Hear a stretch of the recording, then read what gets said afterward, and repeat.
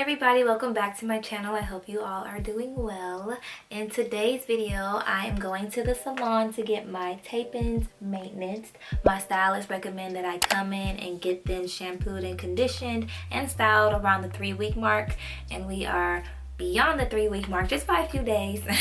So I'm going to go and get that done. I have my appointment very soon. Just in case I'm not able to get a before, I'm here to do a before before I get my hair done. So let me brush this. The way I have my hair in that low like bantu knot bun thing is how I wear my hair every night. And I have not recurled these tape-ins since I got them in, so it's the same curls, obviously a little more fallen, but they still in and doing their thing, y'all.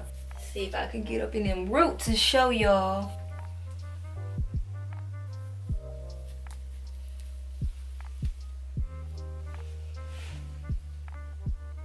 I'm excited because when I had to wash my own tape-ins, the first time I ever installed tape-ins on myself, that was a brutal process, and I never want to wash tape-ins myself ever again.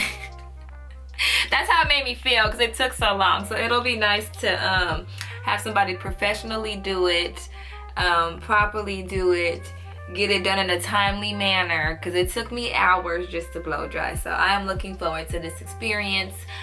Let's head to the salon and get this maintenance.